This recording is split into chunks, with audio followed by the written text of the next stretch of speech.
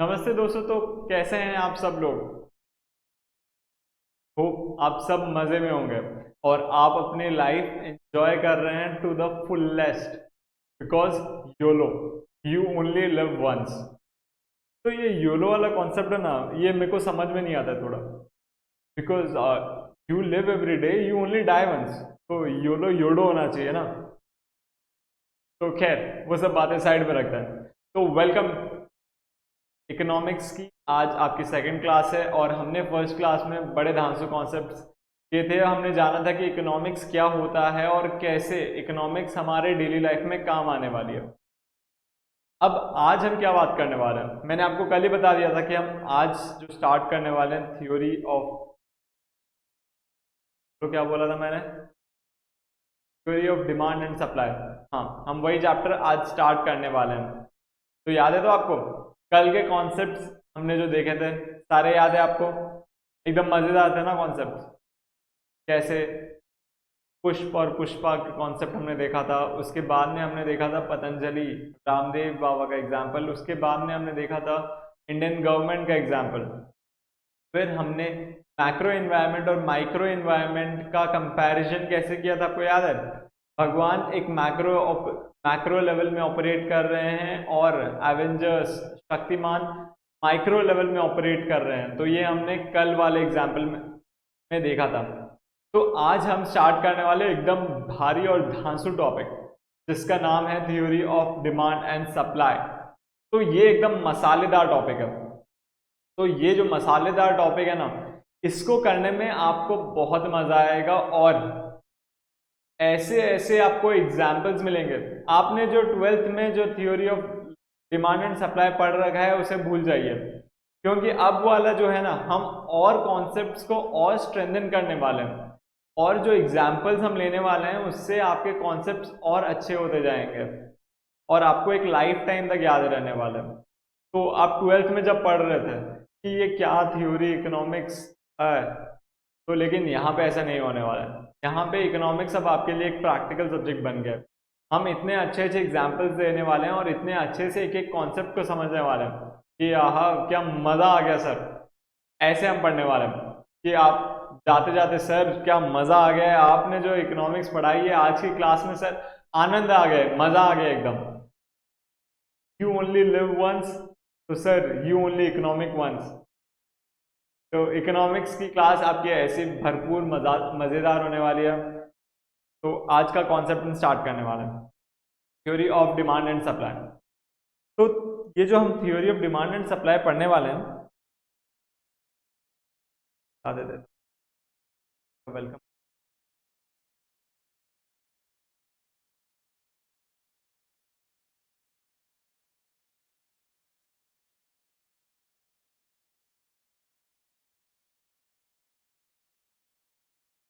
Demand supply. तो सबसे पहले हम क्या पढ़ने वाले हैं? डिमांड। डिमांड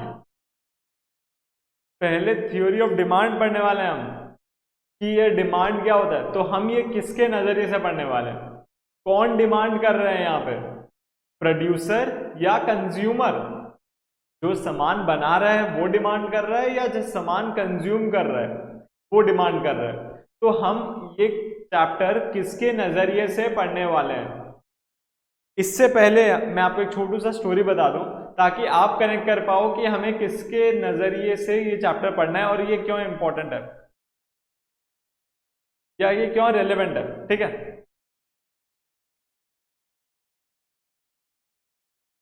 तो ये बात है एक आदमी,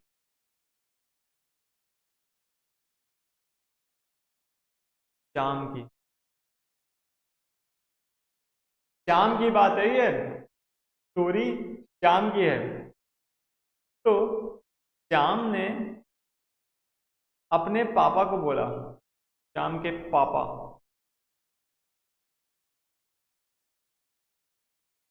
श्याम के पापा, श्याम ने अपने पापा को बोला, पापा पापा पापा मुझे बिजनेस करना है, बिजनेस। तो आप मुझे पैसे देंगे क्या? मुझे एंटरप्रेन्योर बनना है, एंटरप्रेन्योर। मैं ड्रॉप आउट, कॉलेज से भाग भूग के आया श्याम, और पापा को बोलता है पापा मुझे बिजनेस करना है। अब अपनी जो गराज है ना, तो श्याम के घर के पीछे, ये श्याम का घर है, श्याम का घर है, और वहां पे अटैच्ड एक गराज भी है।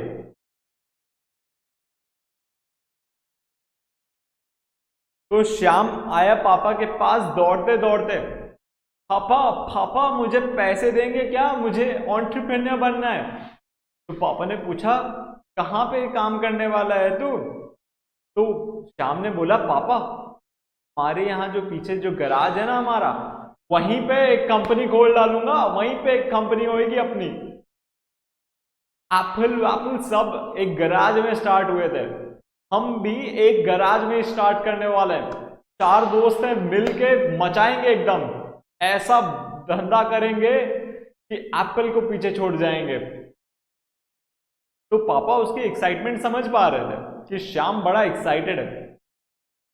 तो श्याम के पापा ने उनसे पूछा ठीक है गराज दे दूंगा तुझे, अब बोल तू करने क्या वाला है, क्या करने वाला है, और कितने पैसे चाहिए, और वो पैसे कहां कहां यूज करने वाला है तू? बस पापा ने उतना ही पूछा।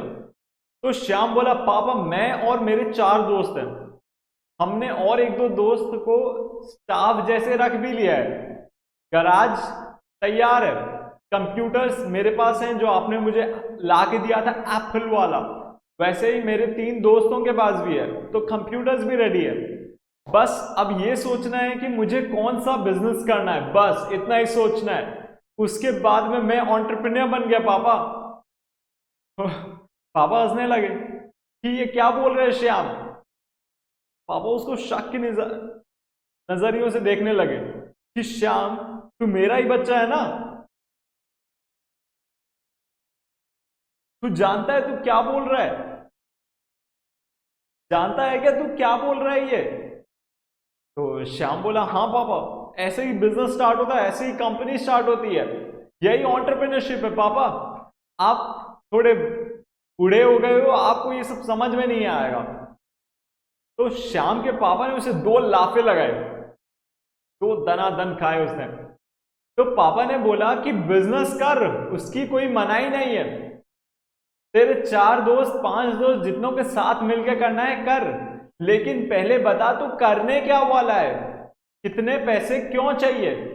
तो श्याम गुस्सा हो गए, पापा आपको पैसे नहीं देने तो मना कर दो, एंटरप्रेन्योर की लाइफ में बड़ी स्ट्रगल होती है, मैं समझ गया पापा, आप पैसे नहीं दोगे तो ठीक है मना कर दो मुझे। तो पापा ने उसे समझाया, 1 लाफा और लगाया, फिर उसे प्यार से समझाया कि श्याम सुन, पैसे तुझे चाहिए, पैसे मैं दे दूंगा, लेकिन पहले तू बता तुझे करना क्या है, तेरा मन क्या है, जो तू करने वाला है उसकी डिमांड है या नहीं वो तो पहले चेक कर।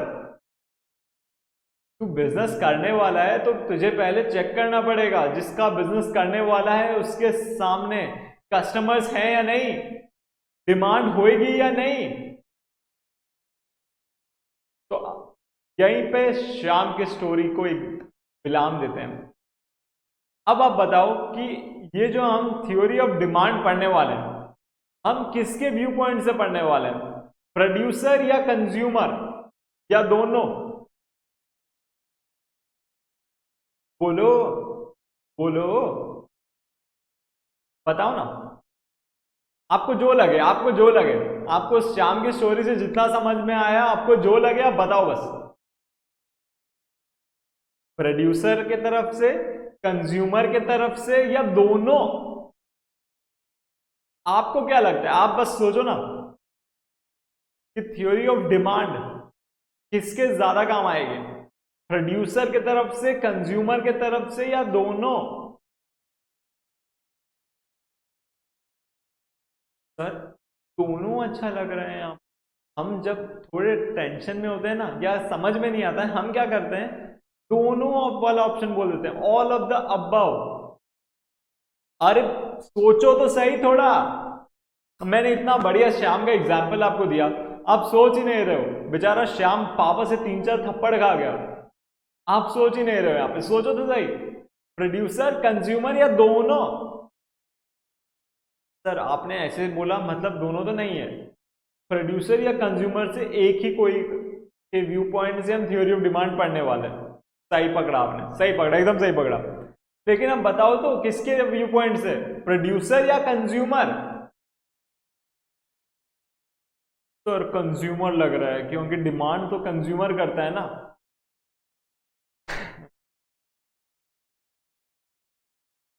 सुनो, डिमांड कंज्यूमर करता है, लेकिन थ्योरी ऑफ डिमांड क्या बताती है?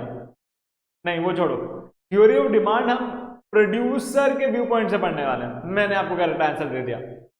क्यों क्यों हम प्रोड्यूसर के व्यू पॉइंट से पढ़ने वाले हैं थ्योरी ऑफ डिमांड?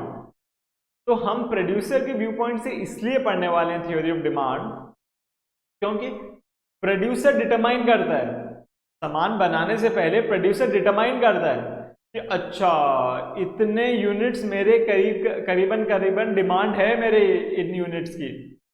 अब सोचो ना, पतंजलि वाले बाबा रामदेव जी, वो शैम्पू बनाने से पहले सोचते हैं अच्छा ये लोग तो मेरा शैम्पू नहीं लेने वाला है, ये लोग मेरा शैम्पू लेंगे, तो ये लोग मेरा शैम्पू लेने वाले हैं, ये बस्ती में रहते हैं ये गंदे हैं, ये लोग मेरा शैम्पू नहीं लेंगे, इनको साइड करो। तो ऐसे वो सोचते हैं। तो ये डिमांड, तो थ्योरी ऑफ डिमांड हम प्रोड्यूसर के व्यू पॉइंट से करते हैं कि वो एस्टिमेट कर सके हमारे प्रोडक्ट्स का डिमांड कितने होने वाला है, उसी अकॉर्डिंगली हम मैन्युफैक्चरिंग करेंगे, लोगों को हायर करेंगे, रिसोर्सेज बनाएंगे या रिसोर्सेज खरीदेंगे। तो सारा खेल डिमांड पे बना हुआ है।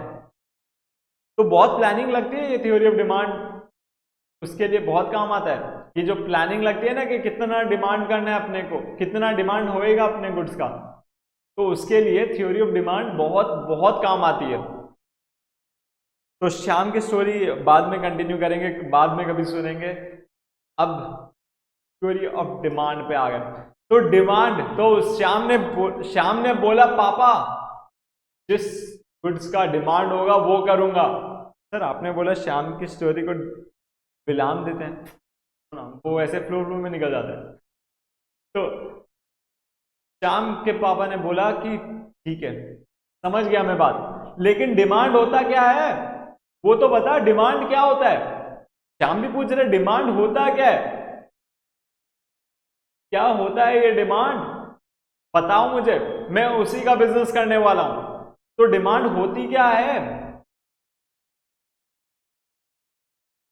तो श्याम के पापा ने उसको समझाया कि चल बेटा आज डिमांड समझा दें। देखो तू बता तुझे ऑफिस कैसा चाहिए, गैरेज वैरेज तो अभी तू स्टार्टिंग के लिए बोल रहे हैं, तुझे ऑफिस कैसा चाहिए? तो श्याम थोड़ी देर सोचते हैं, अपने दोस्त को कॉल करता है कि अपना ऑफिस कैसा होना चाहिए। पापा बोल रहे हैं अभी से सोचने, क्या पता दिला रहे होंगे, बहुत खुश हो गए होंगे कि उनका बच्चा एंटरप्रेन्योर बन रहा है, तो अभी से मस्का वस्का लगा रहे हैं। तो पूछा कैसा चाहिए अपने को ऑफिस, बोला 4 बेडरूम होने चाहिए मिनिमम, मैं अपने रूम काम करूंगा, तू अपने रूम काम करना, 4 रूम होने चाहिए। फिर ने बोला एम्प्लॉयज हायर करेंगे, वो कहाँ रहेंगे, वो कहाँ काम करेंगे? तो फिर बोला कि 4 रूम अपने ऊपर होने चाहिए, नीचे एक बहुत बड़ा रूम होना चाहिए जहाँ पे एम्प्लॉयज लोग काम करेंगे। फिर सी फेसिंग तो होना ही चाहिए, एक बालकनी सबके रूम में होनी चाहिए, उसके बाद में ऊपर टेरेस होना चाहिए। तो बड़े बहुत सारे प्लान्स उन्होंने बनाए। फिर श्याम दौड़ा दौड़ा गया अपने पापा के पास, पापा पापा मैं समझ गया, आप मुझे एक ऑफिस दिला देना चाहते हो, तो पापा मैं आपसे डिमांड करता हूं ऐसी ऑफिस चाहिए हमें, 4 रूम होने चाहिए, वो सारे के सारे सी फेसिंग, सब में बालकनी होनी चाहिए, और नीचे हमारा एकदम टॉप फ्लोर पे होना चाहिए, नीचे एक बहुत बड़ा सा रूम चाहिए जहां पे एम्प्लॉयज लोग काम करेंगे, और ऊपर तो एक टेरेस होएगा ही होएगा। तो बस पापा ऐसे डिमांड, ये मेरी डिमांड है, ऐसा चाहिए मुझे। तो वहां पे क्या, गोदरेज वाला, गोदरेज प्रॉपर्टीज वाला, वो बैठा था वहां पे, या डीएलएफ वाले सब बैठे थे वहां पे, देखा वहां पे देख रहे हैं उसको। फिर श्याम ने डिमांड किया अपने पापा से कि उसे ऐसी ऑफिस चाहिए, चल ऑफिस बनाते हैं, ऐसे बनाएंगे क्या वो लोग? नहीं ना। यहां पे श्याम की इच्छा है, डिजायर है उसका कि ऐसी ऑफिस होनी चाहिए हमारी। लेकिन क्या श्याम के पास अभी पैसे हैं क्या? अभी पापा से पैसे मांग रहा था, अभी उसको एक ऑफिस चाहिए, क्या श्याम के पास पैसे हैं क्या? नहीं है ना। तो डिजायर है उसकी और उसको खरीदने का मन भी है, लेकिन पैसे नहीं है। अब सोचो ना, अब श्याम वाला एग्जाम्पल, अब पक्का श्याम वाला एग्जाम्पल छोड़ दिया। अब अंबानी जी, ठीक है, अंबानी जी हैं। अब आप उनको जाके बोलते हो अंबानी जी मेरी नैनो कार खरीद लो, उनके पास पैसे भी हैं कि अंबानी जी आप मेरी नैनो कार खरीद लो, उनके पास पैसे हैं, लेकिन उनका इच्छा ही नहीं है, उनके पास इतने अच्छे अच्छे स्पोर्ट्स कार हैं, वो आपकी नैनो कार का क्या करेंगे? तो वहां पे डिजायर नहीं है उनका, पैसे तो हैं लेकिन डिजायर नहीं है। तो डिमांड होने के लिए तीन चीजें बहुत इंपॉर्टेंट है। सबसे पहली चीज है डिजायर होना चाहिए कि हाँ मुझे ये फ्लैट चाहिए। श्याम का था ना डिजायर था। विलिंगनेस टू परचेज,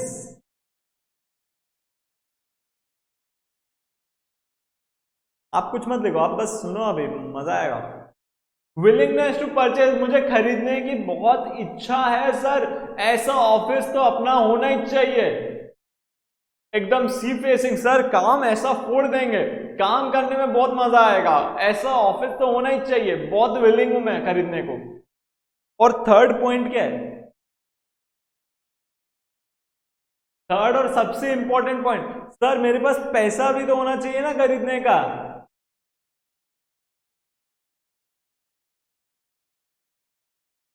तो अब यहां पे जो श्याम ने डिमांड की थी, देखो डिमांड की ना पापा से कि पापा मुझे एक ऑफिस चाहिए ऐसे ऐसे स्पेसिफिकेशंस वाले, डिमांड की ना, तो हुआ ना डिमांड। लेकिन उसमें डिजायर था, हाँ था, विलिंगनेस टू परचेज था, हाँ वो आप उसको ऐसा दे देते वो तुरंत खरीद ले वाला था। लेकिन क्या उसके पास पैसे थे? नहीं, पैसे नहीं थे ना। तो डिमांड होने के लिए ये तीनों कंडीशंस अक्यूमुलेट, मतलब एंड होएगा, तीनों कंडीशंस एक साथ होनी चाहिए, तब उसको डिमांड बोलते हैं। अब समझो ना, एक भिखारी है जो रेलवे स्टेशन के बाहर बैठता है। अब उसका एक सपना है कि मेरी एक रोल्स रॉयस हो, सपना है उसका, डिजायर है उसकी, इच्छा है, एकदम इच्छा है, एक रॉयल्स रॉयस अपनी होनी चाहिए। विलिंगनेस टू परचेज, हाँ बड़ा मन है उसका खरीदने का, क्या पैसे हैं क्या? जाओ ना उसको बोलो, जाएगा खरीदेगा रोल्स रॉयस, डिमांड है तो। हुई क्या वो डिमांड? नहीं ना। उसके बेसिस में मैं क्या एक रोल्स रॉयस की डीलरशिप ले लूं क्या? बोलूं उसको 20-30 बेच दो, यहां पे बहुत लोग डिमांड कर रहे हैं, बहुत लोगों का इच्छा है रोल्स रॉयस खरीदने का, आपका मेरा सबका इच्छा है, इतने सारे जन का इच्छा है रोल्स रॉयस वालों, भेज दो यहां पे। लेकिन आप खरीदोगे? नहीं खरीद पाओगे ना। तो डिमांड होने के लिए ये तीन चीजें अक्यूमुलेट होनी चाहिए, मतलब तीनों चीजें साथ में होनी चाहिए, तब जाके हम उसे डिमांड कहते हैं। अब समझो ना, अंबानी के पास गए, अंबानी का डिजायर था कि मुझे रोल्स रॉयस खरीदनी इच्छा है, एक अपने पास रोल्स रॉयस होनी चाहिए गाड़ी। नीता अंबानी जी सब्जी वब्जी लाने जाती हैं, रोल्स रॉयस से कम में कोई गाड़ी में जाएंगे तो बड़ा खराब लगेगा। वो डिजायर है, हाँ डिजायर, एकदम डिजायर है सर। विलिंगनेस टू परचेज, खरीदने को तैयार है, हाँ उत्सुक हो रहे हैं कि नीता अंबानी रोज फरारी में सब्जी लेने चली जा रही है, अपने को रोल्स रॉयस चाहिए। पैसे हैं, हाँ सर भरपूर पैसे हैं, तैयार है वो, तो वहां पे अपने अगर उनको रोल्स रॉयस, अपने एक शोरूम लेते हैं रोल्स रॉयस का और अंबानी जी को देते हैं, अंबानी जी रोल्स रॉयस खरीद लीजिए, तो वहां पे डिमांड है। समझे आप डिमांड क्या होता है? समझे आप डिमांड? समझे आप डिमांड क्या होता है? तो आइए एक बार बुक के टेक्स्ट से भी पढ़ लेते हैं कि डिमांड क्या बोलता है।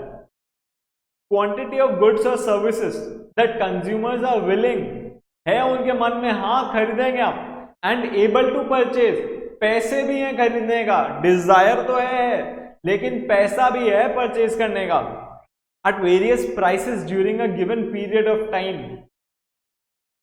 इस पे हम थोड़ा सा आगे चल के डिस्कस करेंगे। एट वेरियस प्राइस, आप कुछ मत करो, बस थोड़ा सा आगे चल के डिस्कस करेंगे। अब इसमें एग्जाम्पल देख लो ना, हमने एक बेगर वाला एग्जाम्पल लिया था और अंबानी जी का भी एग्जाम्पल ले लिया। तो डिमांड होने के लिए तीन चीजें होनी चाहिए। डिजायर होना चाहिए, मीन्स टू परचेज, पैसे होने चाहिए, और willingness to use those means, मतलब वो पैसे को यूज करके वो सामान खरीदने वाले हैं, तब हम बोलेंगे कि उस सामान का डिमांड है। डिमांड इसे बोलते हैं डिमांड। तो अब ये बताओ आप कि डिमांड इतना काम क्यों आता है? तो मैंने बोला था आपको कि हम इकोनॉमिक्स ऐसे पढ़ने वाले हैं, हम पूरे सारे प्रैक्टिकल एग्जांपल्स को समझने वाले हैं कि क्या ये सच में लोग ऐसे ही बिजनेस कर रहे हैं, है ना? तो ऐसे ही हम समझने वाले हैं, ठीक है? तो डिमांड है या नहीं, अब ये हम चेक करने वाले हैं, है ना? क्या बोलते हो आप? बोलो तो कुछ। डिमांड है या नहीं, वो अब हम चेक करने वाले हैं। तो आपको पता है क्या, जो ये वॉचेस आती है ना, फिटबिट या फिर एप्पल वॉचेस, स्मार्ट वॉचेस, जो सारी स्मार्ट वॉचेस आते हैं, तो पहले तो क्या वॉचेस आती थी? पहले वॉचेस जो आती थी, पहले जो वॉचेस आती थी उनमें एक डायल बना हुआ होता था और ऐसे बेल्ट लगा हुआ होता। अभी भी आती है, मतलब ऐसे नहीं कि नहीं आते हैं, लेकिन थोड़े ओल्ड फैशन बन गए अभी। इस डायल में वो लोग थोड़े स्पेसिफिकेशन चेंज कर देते थे, इस बेल्ट को थोड़ा चेंज वेंज कर देते थे और एक नया डिजाइन बना के बेच डाला। लेकिन अब लोगों का डिजायर क्या हो गया? लोगों को सिर्फ टाइम नहीं जानना है, उनको अपने बारे में भी जानना है। मैं कितना देर सोया, मैं दिन में कितना देर चला, कितने स्टेप्स मैंने वॉक किए, मेरी हार्ट बीट क्या है, मैंने कितना डाइट कंज्यूम किया, कितने कैलोरीज कंज्यूम किए, कितने कैलोरीज बर्न किए मैंने। तो ये सब चीज उनको जानना है। तो इसके लिए स्टार्टिंग में और बेसिक से स्मार्ट वॉचेस आना चालू हो गए।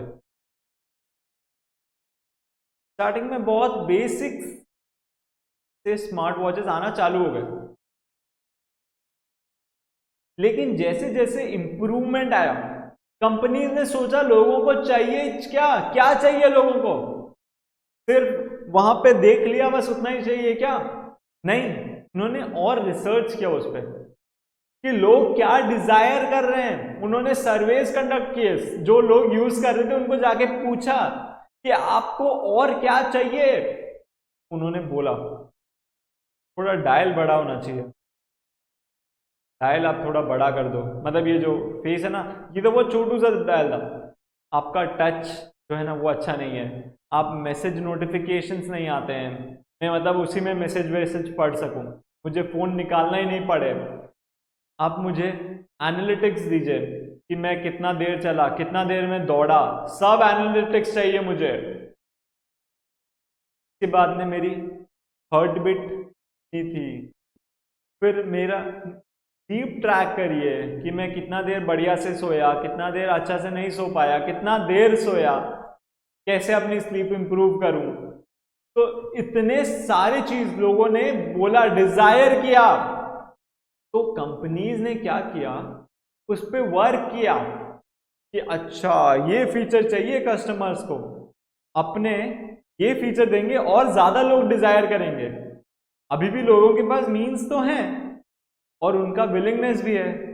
उन्होंने पूछा अगर मैं ऐसी ऐसी चीजें कर देता हूँ, आपने जो बताया वो कर दूं, तो आप खरीदोगे क्या घड़ी? हाँ हम खरीदेंगे। सबने हाँ हाँ भरा, हाँ हम खरीदेंगे। फिर उन कंपनीज ने उस पे काम किया, फिर वो घड़ी बेचना चालू किया। तो इसलिए डिमांड कि क्या चीज की डिमांड है वो करने से, मतलब उसमें आप जाओगे तब आप अपने प्रॉफिटेबिलिटी इंक्रीज कर पाओगे, अपने बिजनेस को बढ़ा पाओगे। तो अभी एक विराट कोहली का भी एड एक आता है ना, GQQ या ऐसा कुछ, उसने भी बहुत मेहनत की है। उसने भी पहले प्लानिंग किया कि अपने को चाहिए क्या, कस्टमर्स और क्या डिमांड कर रहा है, वो समझ के उस अकॉर्डिंगली प्रोडक्ट बनाते हैं। उस अकॉर्डिंगली एडवर्टाइजमेंट होती है कि कस्टमर को चाहिए कि ये एकदम मोटिवेशनल हो, कि प्रोडक्ट का जो एनालिटिक्स है, जो प्रोडक्ट है वो देखूं तो मुझे एक्सरसाइज करने का मन हो। तो उन्होंने विराट कोहली को एडवर्टाइजमेंट में डाला। अब देखो जब भी घड़ी का एड, वो ये स्मार्ट वॉचेस का एड आ रहा होगा ना, तब आप देखो उसमें या तो कोई माउंटेन क्लाइंबिंग कर रहा है या फिर कोई स्पोर्ट्स पर्सन को डाल दिया है, ताकि आप वो घड़ी को देख के मोटिवेट हो। समझ रहे हैं आप क्यों इतना इंपॉर्टेंट है ये कॉन्सेप्ट डिमांड वाला? क्योंकि हमारे सारे कंपनी के सारे प्रोडक्ट्स उस डिमांड के बेसिस में बनने वाले हैं। तो बहुत इंपॉर्टेंट है ये कॉन्सेप्ट। वो जो मैंने अंडरलाइन किया है आप मत करना, वो हम आगे चल के पढ़ेंगे पढ़ेंगे हम लोग। अब ये डिमांड कैसे बन रही है अपने को जानना है कि क्या क्या चीजें हैं जो बता रही हैं कि डिमांड होएगा, कैसे होएगा। तो उसके डिटर्मिनेंट्स हैं, ये डिटर्मिनेंट्स बताते हैं कि क्या क्या रीजन के वजह से आपके गुड्स डिमांड होंगे या नहीं होंगे। तो वो अपने को जानना है कि अपने गुड्स कितने डिमांड होंगे, कैसे होंगे डिमांड, कौन डिमांड करेगा, सब जानना है अपने को। उसी अकॉर्डिंगली हम गुड्स बनाने वाले हैं ना, उसी अकॉर्डिंगली हम कस्टमर्स को टारगेट करेंगे। क्या बोला मैंने? कस्टमर्स को टारगेट करेंगे। तो डिटर्मिनेंट्स ऑफ डिमांड अब हम पढ़ने वाले हैं, डिटर्मिनेंट्स ऑफ डिमांड। तो आपको समझ में आया डिमांड क्या होता है? समझ में आया ना? सबसे पहला कॉन्सेप्ट आपकी स्क्रीन पे,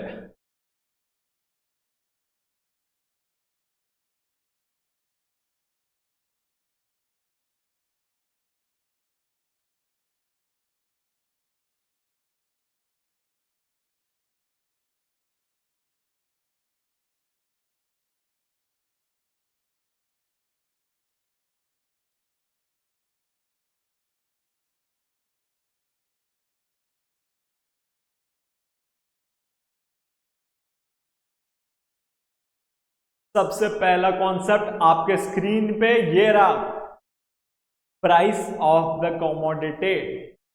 तो प्राइस तो बहुत अफेक्ट करती है हमारा गुड्स कितना डिमांड होएगा या कितना डिमांड नहीं होएगा। तो इकोनॉमिक्स में जब हम पढ़ते हैं ना, अब इतने सारे फैक्टर्स हैं, देखो ना आप यहाँ पे कितने सारे फैक्टर्स हैं, 1 2 3 4 5 6, इस अदर फैक्टर्स में तो इतने सारे फैक्टर्स बनने वाले हैं। तो इतने सारे फैक्टर्स हैं, अब एक साथ तो हम सबको मिला के पढ़ नहीं सकते हैं, है ना। अब एक साथ में आपको इतने सारे, अब समझो ना 4 सब्जेक्ट है, अभी हम सब आपको चारों सब्जेक्ट एक साथ पढ़ाना चालू कर दें, समझ पाओगे क्या? नहीं ना, आप इंडिविजुअली एक एक सब्जेक्ट पढ़ते हो ना। इकोनॉमिक्स है तो सिर्फ इकोनॉमिक्स पढ़ते हैं उस टाइम। तो वैसे ही इकोनॉमिक्स वाला कॉन्सेप्ट ही बोलता है कि हम एक एक चीज पे पहले फोकस करेंगे, समझ लेंगे और सारी चीज कांस्टेंट है, उसके बाद में सिर्फ उस पर्टिकुलर फैक्टर को पढ़ेंगे और जानेंगे कितना महत्व या कितना इंपॉर्टेंस रखता है वो पर्टिकुलर फैक्टर। ठीक है, तो सबसे पहली चीज डिटरमिनेंट है प्राइस ऑफ द कमोडिटी। मतलब वो बोलता है कि आप प्राइस कम करो डिमांड बढ़ेगी आपकी, 100%। प्राइस कम करो डिमांड बढ़ेगी। अब समझो ना, आपकी पूरी सीए फाउंडेशन की फीस है यहाँ पे 12,000 रुपए, ठीक है। अब मैं इसको 10,000 कर देता हूं, तो और 4-5 जन आ जाएंगे, जो 10,000 अफोर्ड कर सकते थे वो 10,000 देके आएंगे, अब और लोग आने लग जाएंगे। अब मैं वो 12,000 को 15,000 कर देता हूं। ये मैं बोल रहा हूं अगर मेरे जैसे सर्विसेज हर जगह अवेलेबल हैं तो, वो समझ के आप समझना, ठीक है। अब मैं फीस को 15,000 कर देता हूं, तो आप बोलोगे सर आप ऐसा अलग क्या कर दे रहे हो? कुछ नहीं, आप जैसी सर्विसेज तो हर जगह अवेलेबल है, तो मैं आपसे क्यों 15,000 में लूं जब 12,000 में इजीली अवेलेबल है? तो आप क्या करोगे? आप मेरे से नहीं लोगे क्लासेस, आप और कहीं शिफ्ट कर जाओगे, है ना? करने वाले हो क्या नहीं आप, ऐसे बताओ। पता है मेरे को आप करोगे ऐसे। तो price of the quantity, determinant number 1 price. तो ये बोलता है कि अगर प्राइस बढ़ेगी तो क्वांटिटी कम डिटरमाइन होगी। तो आप और एक बार देखो ना, आप अपनी मम्मी के साथ कभी सब्जी लेने गए हो क्या? मैं तो थोड़ा दूर से खड़ा रहता हूँ, क्योंकि मुझे खुद शर्म आती है जब मम्मी ऐसे बार्गेनिंग करती है। तो मम्मी क्या बोलती है? आप जैसे समझ लो कि अभी आम का सीजन है, मैंगो, आम का सीजन है अभी, तो मम्मी जाती है उसके, मतलब आप और मम्मी जाते हो वो जो मैंगोज बेच रहा होता है उसके पास, सेलर के पास से पूछते हो, तो वो बोलता है 100 रुपए 1 kg के। तो मम्मी क्या बोलती है? सही से लगाओ ना भाई साहब, कब से आपसे ले रहे हैं, 4-5 साल हो गए, जब भी आम आते हैं सिर्फ आपके पास आके लेके जाते हैं। तो बोलते हैं बहन जी मैंने तो आज ही दुकान खोली है, पहली बार है। नहीं ऐसा नहीं होता है। तो 100 रुपए पर केजी वो बोलता है। तो मम्मी बोलती है कि पहले, नहीं नहीं 100 kg। फिर वो बोलता है बहन जी कितने लोगे? तो मम्मी पहले बोलती है 1 kg लेंगे, अब सही से रेट बताओ कितने लगाओगे, कितने आप? तो बोलता है ठीक है आपके लिए 95 कर देता हूं। लेकिन बार्गेनिंग करना तो हमारे खून में है। तो मम्मी बोलती है कि 80 रुपए लो 1 kg के, 2 किलो दे दो, 2 किलो दे दो, 80 रुपए लो, 2 kg 80 रुपए पर केजी। वो बोलता है नहीं इतने कम तो नहीं हो पाएंगे, 85 तक आपको लगा दूंगा। फिर वापस एक काउंटर ऑफर, मम्मी बोलती है 5 kg ले जाऊंगी अगर आप 50 रुपए पर केजी दोगे, तो 5 kg ले लूंगी सीधा का सीधा। वो बोलता है बहन जी 50 तो नहीं होंगे, 60 में आप ले जाइए 5 किलो। तो आप देख रहे हो ना, प्राइस प्राइस पे सब इफेक्ट हो रहा है। ये भी देखो, जैसे प्राइस कम हुई डिमांड बढ़ गई है, क्वांटिटी डिमांडेड बढ़ गई है, प्राइस कम हुई डिमांड क्वांटिटी बढ़ रही है। तो यहां पे भी ये एग्जांपल देखो ना, 100 रुपए पहले प्राइस था, 950 यूनिट्स डिमांड हो रहे थे। जैसे प्राइस प्राइस बढ़ा 10 रुपए, क्वांटिटी डिमांडेड कम हो गई। लेकिन जैसे प्राइस कम हुआ क्वांटिटी डिमांडेड बढ़ गई। ठीक है, समझा आपको? Determinant number 1 price. अब नेक्स्ट कॉन्सेप्ट पे आते हैं, आए चलें, आप समझे क्या प्राइस? कुछ लिखना नहीं आपको, मम्मी आप यहां पे बस लिख लो ना मम्मी वाला एग्जांपल। नहीं अरे वैसे नहीं लिखो, रुको सुनो, यहां पे लिख लो बार्गेन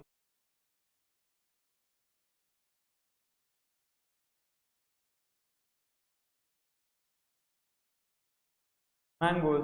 अब आपको याद आ जाएगा, बस उतना लिखो, आपको याद आ जाएगा सब।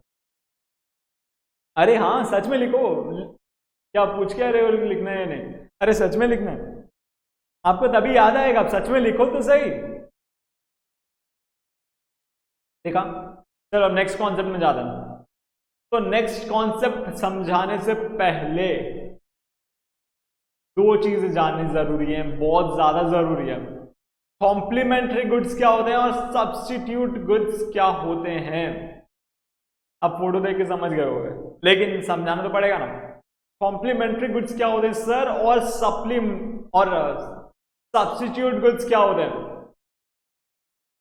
तो कॉम्प्लीमेंट्री गुड्स ऐसे होते हैं गुड्स जो एक साथ आपको कंज्यूम करने पड़ते हैं, एक साथ आपको उन्हें कंज्यूम करना पड़ता है कि एक के बिना दूसरा अधूरा है। जैसे चाय चीनी के बिना अधूरी है और एक फाउंटेन पेन इंक के बिना अधूरा है। तो वो दोनों एक दूसरे के लिए क्या बन गए? कॉम्प्लीमेंट्री गुड्स बन गए कि उन्हें एक साथ कंज्यूम करना पड़ेगा।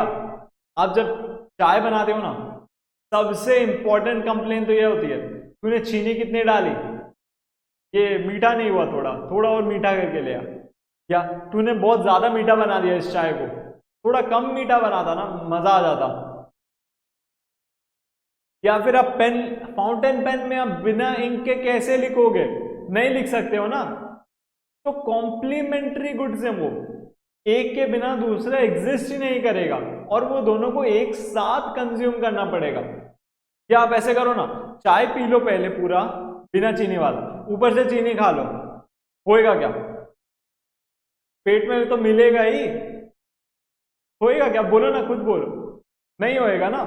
वैसे आप क्या करो, फाउंटेन पेन से पूरा लिख डालो, उसमें इंक मत डालना, लिख डालो, ऊपर से इंक छिड़क देना पेपर में, होएगा क्या? नहीं होएगा ना। तो कॉम्प्लीमेंट्री गुड्स होते हैं जो गुड्स एक साथ कंज्यूम होते हैं, उन्हें हम क्या बोलते हैं? Complementary goods. यहां पे देखो फोटो भी डाला हुआ है, चाय और चीनी, तो ये कॉम्प्लीमेंट्री गुड्स हैं। फाउंटेन पेन और इंक कॉम्प्लीमेंट्री गुड्स हैं।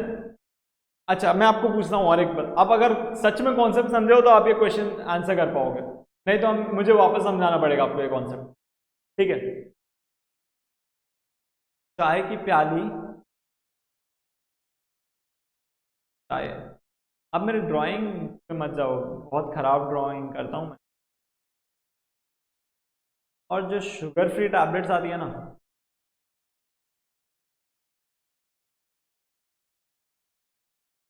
शुगर फ्री टैबलेट्स आती है, आपको पता है क्या? इनको ऐसे डायबिटीज वगैरह होते हैं ना, वो शुगर फ्री टैबलेट्स देते हैं। तो ये दोनों कॉम्प्लीमेंट्री गुड्स हैं या नहीं? आप बता दो, बस इतना आपको बताना है, बताओ कॉम्प्लीमेंट्री गुड्स हैं या नहीं है? बोलो, क्या लगता है आपको? एक साथ कंज्यूम होते हैं ये दोनों, होते हैं या नहीं होते हैं? सर हाँ, एक साथ कंज्यूम होते हैं, बस चीनी के बदले वो ये शुगर फ्री टैबलेट्स डाल देते हैं। तो आपने तो बगल में एग्जाम्पल लिख रखा है। हाँ, तो आपका जवाब बिल्कुल सही है। तो ये दोनों कॉम्प्लीमेंट्री गुड्स हैं। कोई डाउट है क्या और? तो आगे चलूं मैं, चलूं क्या आगे? बोलो ना, बोलते क्यों नहीं? बोलो, आगे चलूं? ठीक है, चलो आगे चलते हैं। अब नेक्स्ट बात आती है कॉम्पीटिंग गुड्स और सब्स्टिट्यूट गुड्स। तो ये गुड्स एक साथ एग्जिस्ट नहीं कर सकते हैं। तेरे साथ मैं नहीं रह सकता, या तो तू रहेगा इस जगह या मैं रहूंगा इस जगह। तो इन दोनों में ऐसी बात चलती है कि या तो तू होएगा या मैं होऊंगा, हम दोनों में से एक जन यहां पे एग्जिस्ट करेगा बस। तो ये गुड्स को हम क्या बोलते हैं? कॉम्पीटिंग या सब्स्टिट्यूट गुड्स। अब समझो ना, आपको एक जगह लिखना है, तो आपको एक समझ लो ऐसे लिखना है या एग्जाम लिखना है। आप क्या करने वाले हो? आप क्या फाउंटेन पेन और इंक पेन एक साथ, फाउंटेन पेन और बॉल पॉइंट पेन एक साथ लिखोगे क्या?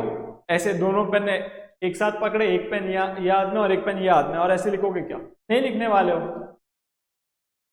या फिर समझ लो ना, एलईडी बल्ब और सीएफएल, अगर आप एक पर्टिकुलर होल्डर में एलईडी बल्ब लगा रखे हो, वहां पे सीएफएल लगाओगे क्या? कैसे लगा सकते हो? नहीं लगा सकते हो। या तो आप एलईडी बल्ब यूज कर सकते हो या सीएफएल यूज कर सकते हो। वैसे ही आप फाउंटेन पेन यूज कर सकते हो या फिर बॉल पॉइंट पेन यूज कर सकते हो। इन दोनों में से एक ही चीज यूज कर सकते हो ना।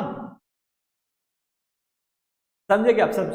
सब्स्टिट्यूट या कॉम्पिटिंग गुड्स क्या होता है? आप समझो तो ये मेरे को बताओ, ये एग्जाम्पल क्या है, कॉम्प्लीमेंट्री गुड्स है या सब्स्टिट्यूट गुड्स है? चाय, चाय की प्याली और कॉफी वाला मग, मग नहीं बने, पॉट बन गया, समझो।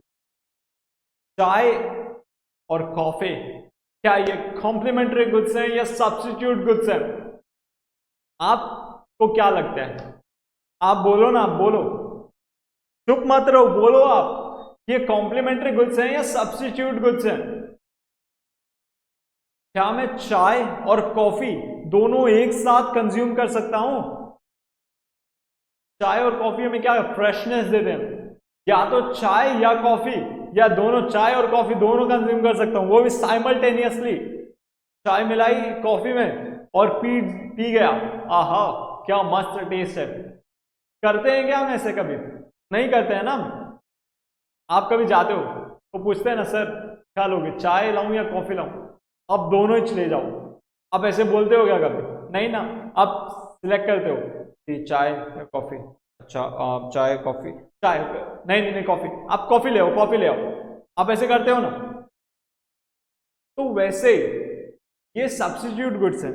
आपने सब्स्टिट्यूट गुड्स आंसर किया है तो बिल्कुल सही आंसर किया है आपने,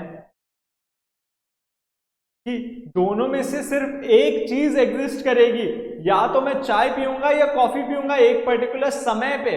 मैं ऐसे नहीं बोल रहा कि हमेशा के लिए, एक पर्टिकुलर समय पे या तो चाय पीऊंगा या कॉफी पीऊंगा, है ना। जैसे मैं समझ लो, ऐसे तो हो सकता है मैं दिन में चाय पी रहा हूँ, रात को कॉफी पी रहा हूँ, वो अलाउड है। लेकिन एक पर्टिकुलर समय पे क्या मैं चाय और कॉफी एक साथ पी रहा हूं? नहीं ना, या तो चाय या कॉफी, इन दोनों में से एक चीज पीऊंगा। तो इन दोनों को सब्स्टिट्यूट गुड्स बोल रहे हैं।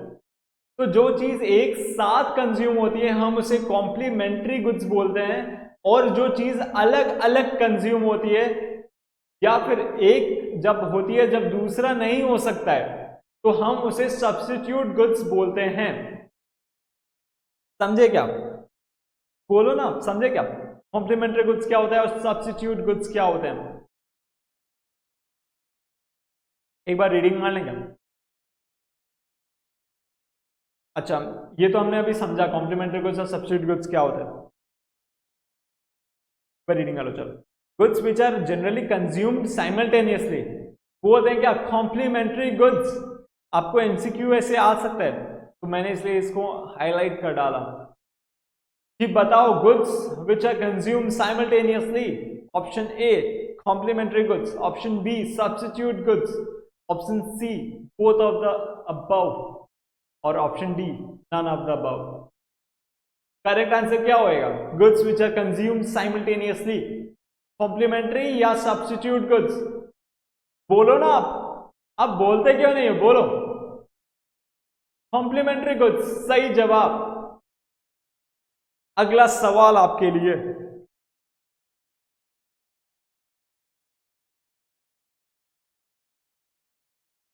goods or substitutes, nahi sorry, goods when they satisfy the same want and can be used with ease in place of one another are called complementary goods or substitutes.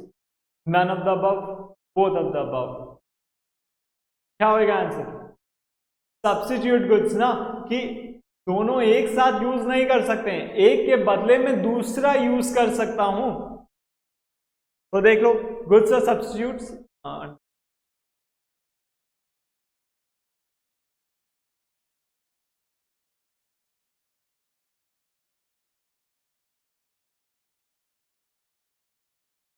Goods or substitutes when they satisfy the same want and can be used with ease in place of one another, मतलब same want, जैसे T और coffee दोनों आपको refresh करने वाला काम करते हैं और एक दूसरे के बदले यूज हो सकते हैं, या तो चाय पी सकते हो या कॉफी पी सकते हो।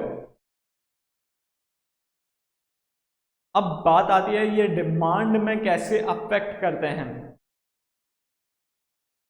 अब आप एक बात सुनो, हमने सबसे पहले क्या जाना था कि अगर प्राइस कम होएगी तो डिमांड बढ़ेगी, है ना, हमने जाना था प्राइस कम होएगी। मम्मी ने बार्गेन किया कैसे, प्राइस कम हुई, 50 रुपए में 5 किलो लेंगे हम आम, प्राइस कम हुई डिमांड बढ़ी। तो वैसे ही अब बताओ ना, चाय की अगर प्राइस कम हो गई, चाय पत्ती की प्राइस, मैं लिखूं क्या, रुको,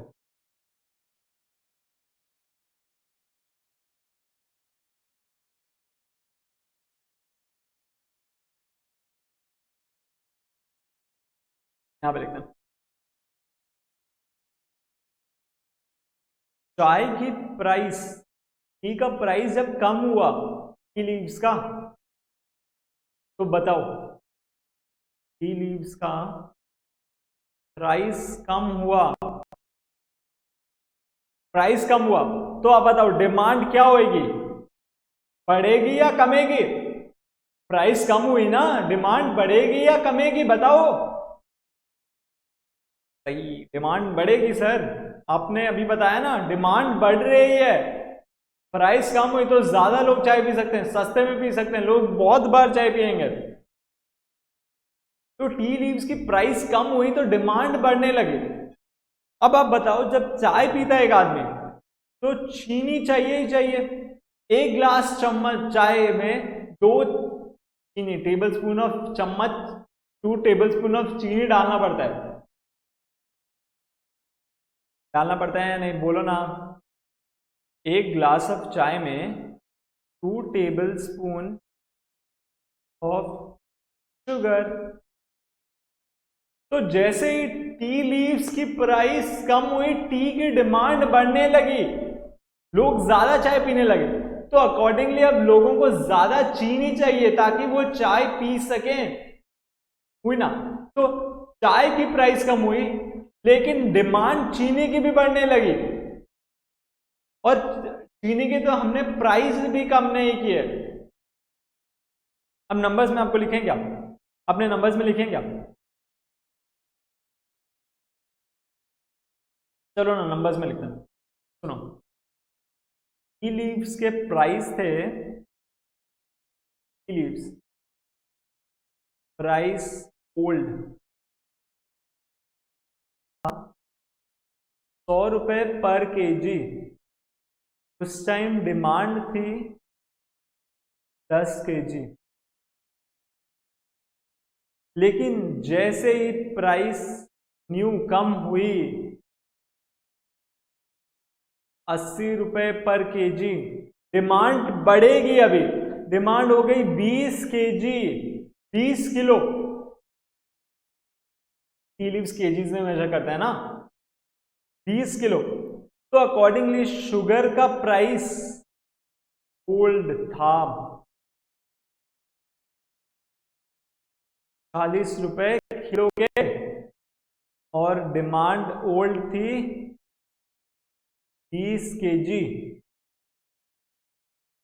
अब प्राइस न्यू उनके सिर्फ 40 रुपए ही आई, कुछ चेंज नहीं हुआ, लेकिन क्योंकि के कॉम्प्लीमेंट्री गुड का प्राइस कम हुआ, वहां पे डिमांड बढ़ी, तो वो इफेक्ट चीनी पे आ गया। अब लोगों को ज्यादा चाय पीनी है तो ज्यादा चीनी चाहिए, तो चीनी की प्राइस सेम होने के बावजूद चीनी की डिमांड बढ़ने लगी, 30 केजी से अब समझ लीजिए 30 केजी डिमांड होने लगी। ये क्यों था, क्योंकि यहां पे डिमांड बढ़ी। अब फटाक से ये वाला नोट कर लो, साइड में वहीं पे बुक में नोट कर लो ना जल्दी से,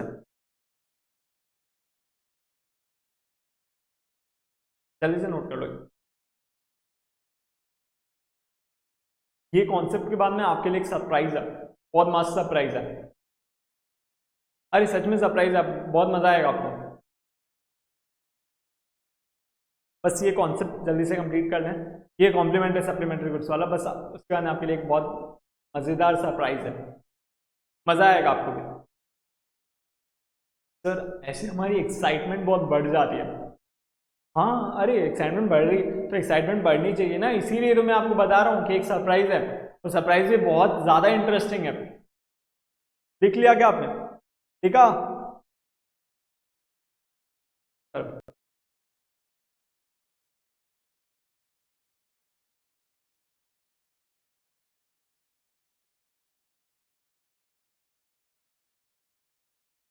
हाँ यार।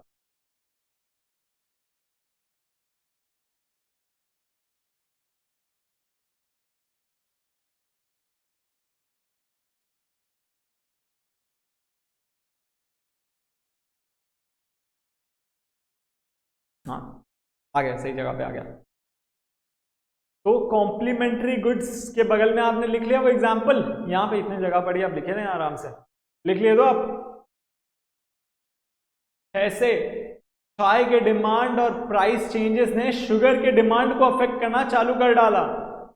तो ये होता है कॉम्प्लीमेंट्री गुड्स का कॉन्सेप्ट। यहां पे देखो, आप लिखा हुआ भी है, when two commodities are complements, a fall in the price of one keeping other thing, when two commodities are complements, a fall in the price of one keeping other things constant will cause the demand for other to rise। अरे ये क्या लिखा हुआ है, लेकिन हम तो समझ चुके हैं ना, अब हमको तो समझ में आएगा। अब ये क्या अदर थिंग्स कांस्टेंट रखने वाले हैं, ये हम धीरे धीरे पढ़ने वाले हैं। लेकिन ये बोल क्या रहा है यहां हम, लेकिन ये देख लीजिए, हम एक पर्टिकुलर चीज पे फोकस करने वाले हैं, वो क्या है? प्राइस ऑफ वन कमोडिटी, मतलब एक कॉम्प्लीमेंट्री गुड्स का।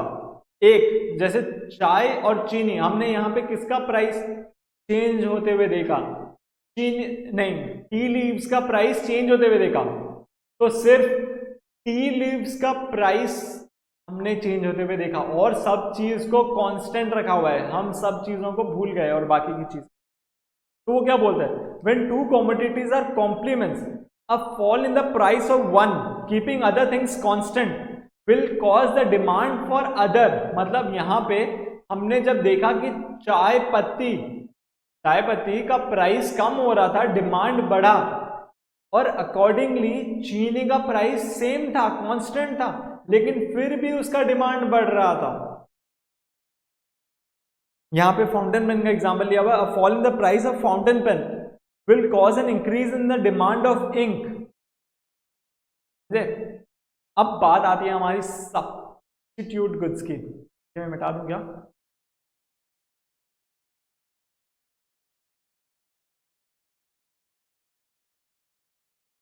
अच्छा, और एक चीज आप सुन लो, जैसे अभी कभी कभी ऐसी जगह नहीं होता ना, तो आप स्टिकी नोट्स कैरी करना साथ में।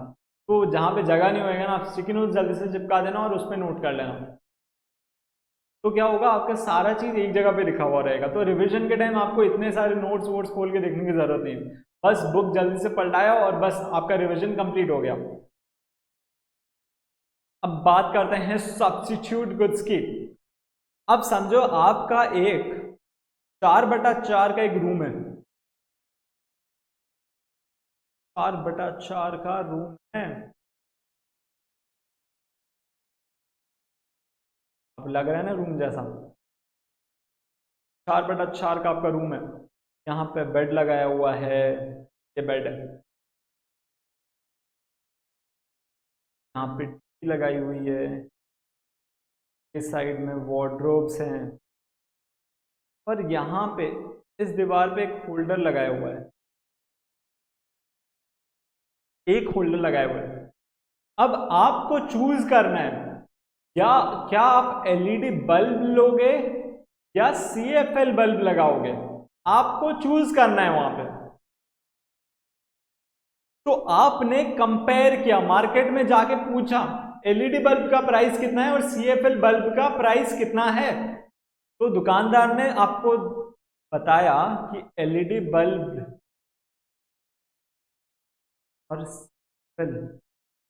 प्राइस कंपैरिजन किया आपने कि एलईडी बल्ब, एक एलईडी बल्ब आपको 100 रुपए का पड़ जाएगा, और सीएफएल सेम, जैसा एलईडी बल्ब काम करेगा उतना ही सीएफएल बल्ब काम करेगा, और उसका प्राइस भी आपको 100 रुपए पड़ जाएगा। ठीक है, 100 दोनों के 100 उसने बताया। अब आप बड़े कंफ्यूजन में आ गए, आप 100 रुपए लेके तो नहीं गए थे, आप बस प्राइस जानना चाहते थे। अब फिर एक सप्ताह बाद 100 रुपए अपने पॉकेट में लेके गए, आपने अभी तक सोचा नहीं है कि एलईडी बल्ब लगाएंगे या सीएफएल बल्ब लगाएंगे, लेकिन दोनों में से एक ही लगा पाएंगे ना, वहां पे होल्डर एक ही है। तो आपने वापस उसको पूछा कि भाई साहब प्राइस क्या है, आपने बताया नहीं, आप मास्क वास्क पहन के चले गए, आपने बताया नहीं कि मैं लास्ट वीक आया था। तो उसने आपको बोला एलईडी बल्ब का प्राइस 90 रुपए, सीएफएल बल्ब का प्राइस 100 रुपए। तो अब आप कौन सा लगाने वाले हो? आप देखें काम दोनों एक ही करने वाले हैं, पूरा रूम एलईडी बल्ब से भी लाइट हो सकता है, सीएफएल बल्ब से भी लाइट हो सकता है, इलेक्ट्रिक बिल दोनों में सेम आएगा। आपने सोचा क्यों ना 10 रुपए की सेविंग की जाए, 100 रुपए का सीएफएल बल्ब है लेकिन काम 90 रुपए की एलईडी बल्ब जितना ही करेगा, तो 90 रुपए का एलईडी बल्ब आपने खरीद लिया। यहां पे क्या इफेक्ट हुआ? देखो ये दोनों सप्लीमेंट्री गुड्स हैं, है ना। तो ये कॉन्सेप्ट क्या है सप्लीमेंट्री गुड्स में, if the price of one commodity increases, क्या इसको 100 ने 110 करते हैं, ठीक है, ताकि वो इंक्रीजेस आपको दिखे कि हाँ इंक्रीज हुआ है, तो आप सोचोगे इंक्रीज ही नहीं हुआ, क्या सर बता रहे हैं।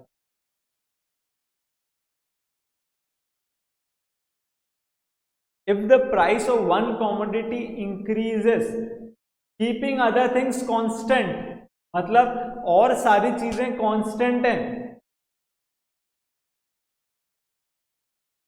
थोड़ा सा मॉडिफाई करना पड़ेगा, थोड़ा सा एग्जाम्पल मॉडिफाई कर रहा हूं ताकि इस पर्टिकुलर वर्डिंग के साथ सूट कर जाए। If the price of one commodity increases keeping other things constant, then the demand for the substitute good will increase, है ना। यहां पे देखो 110 रुपए पहुंच गए सीएफएल बल्ब के प्राइस, तो आपने सोचा क्यों ना मैं 100 रुपए का एलईडी बल्ब ही ले लूं, है ना, क्योंकि काम दोनों एक ही कर रहे हैं लेकिन प्राइस का डिफरेंस है, तो सारा डिसीजन प्राइस पे आ रहा है। जब दोनों एक ही काम कर रहे हैं तो आप ज्यादा पैसे किसको देने वाले हो? नहीं देने वाले हो ना, आप देखोगे जो सबसे सस्ता काम आ सकता है वो वाला चीज हम कर लेते हैं, समझे। तो ये अभी ड्रॉ नहीं करना, अभी और एक हम वो नोट करेंगे, वो ड्रॉ कर लेना, आप करेंगे अभी।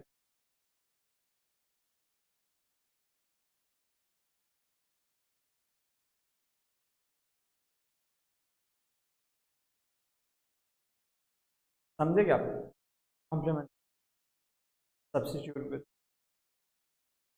बस थोड़ा सा आप सरप्राइज के लिए थोड़ा वेट तो करो, मैं आपको एक्साइटेड होना देखना चाहता हूं। अब देखो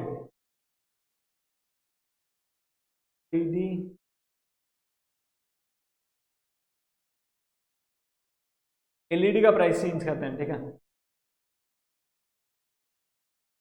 तो मतलब पुराना प्राइस पे डिमांड था 1000 यूनिट्स और सीएफएल का जीरो था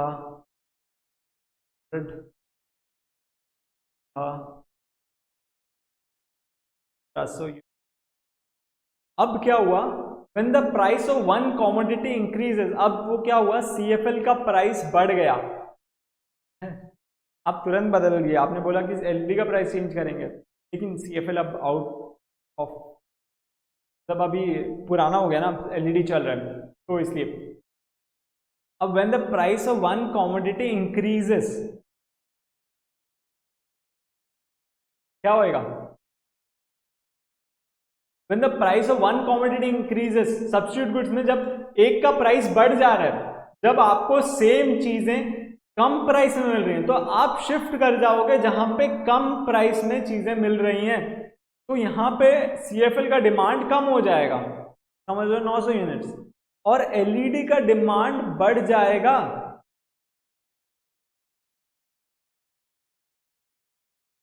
समझे आप? ये होता है कॉम्पिटिंग गुड्स और सब्स्टिट्यूट गुड्स का फंडा।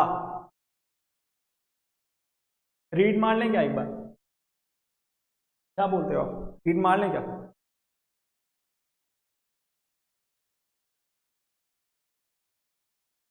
When goods are substitutes, a fall in price of one, keeping other things constant, leads to a fall in the quantity demanded of its substitutes. तो इसने fall से समझाया। Example, if the price of LED bulb falls, people will try to substitute CFL bulbs with LED bulbs, क्योंकि काम दोनों same कर रहे हैं। CFL में क्यों ज्यादा पैसे दे के लूं मैं जब LED बल्ब कम पैसे में मुझे मिल जा रहा है। So if the price of LED bulb falls, people will try to substitute CFL bulbs with LED bulbs. Thus, more of LED bulbs will be demanded and less of CFL bulbs. समझे आप? Therefore, there is a direct or positive relation between the demand for a product and the price of its substitutes.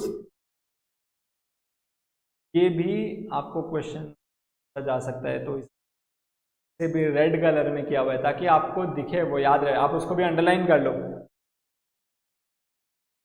Direct और positive relationship है demand of a product and price of its substitutes, कि जैसे ही substitute का price कम हुआ हमारी demand कम हो जाएगी। मतलब हम समझ लो LED बल्ब बनाने वाले, CFL बल्ब का प्राइस कम हो गया तो हमारी डिमांड कम हो जाएगी। CFL बल्ब का प्राइस बढ़ गया हमारी डिमांड बढ़ जाएगी, क्योंकि अब ज्यादा लोग LED बल्ब लगाने लगेंगे ना कि CFL बल्ब। समझे? तो अब जैसे मैंने आपको बोला था कि आपके लिए एक सरप्राइज वेट कर रहा है, शेयर करता हूं आपके साथ सरप्राइज। एक्साइटेड हो गया आप? हो गया आप एक्साइटेड? तो रेडी हो आप सरप्राइज के लिए? तैयार? तो 1 2 3, here's your surprise.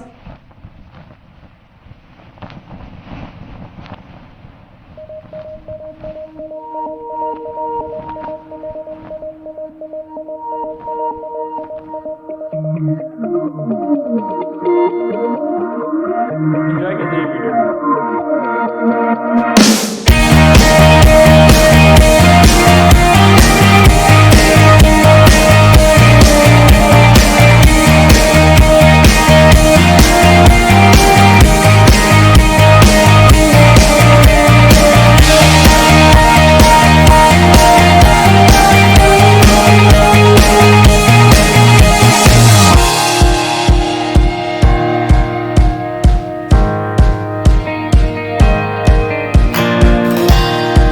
को खुद से मिलाने चला है ओ दीवाने, खुद ही को खुद से मिलाने चला है ओ दीवाने। गवाह है गुजरे जमाने जले हैं जब परवाने, खुद ही को खुद से मिलाने चला है ओ दीवाने।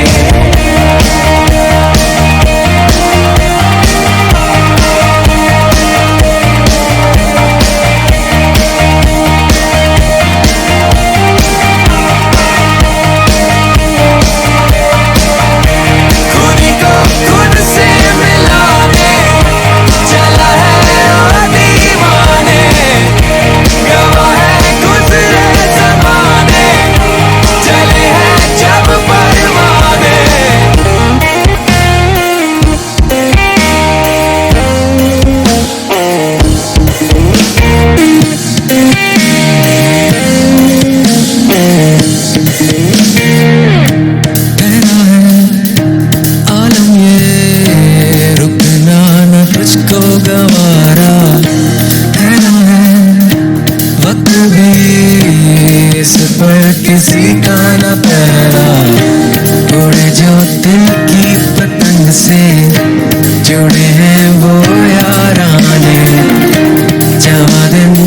जिंदगी के शबे गम हो बेगाने ख्वाबों के बादलों में उड़ा है ओ दीवाने गवाह है गुजरे ज़माने चले हैं जब परवाने गवाह है गुजरे ज़माने चले हैं जब परवाने खुद ही को खुद से मिलाने चला है ओ दीवाने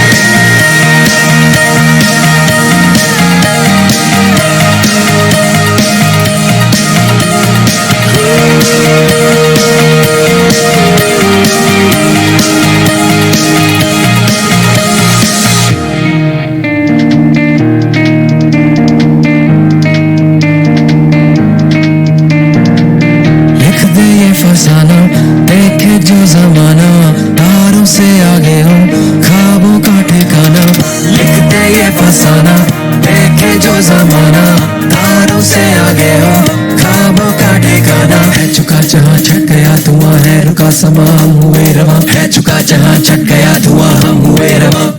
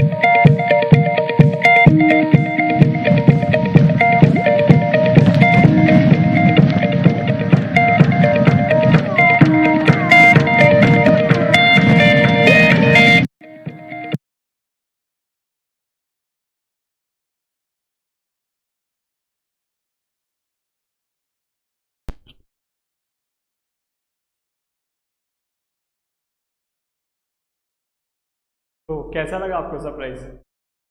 अच्छा था ना?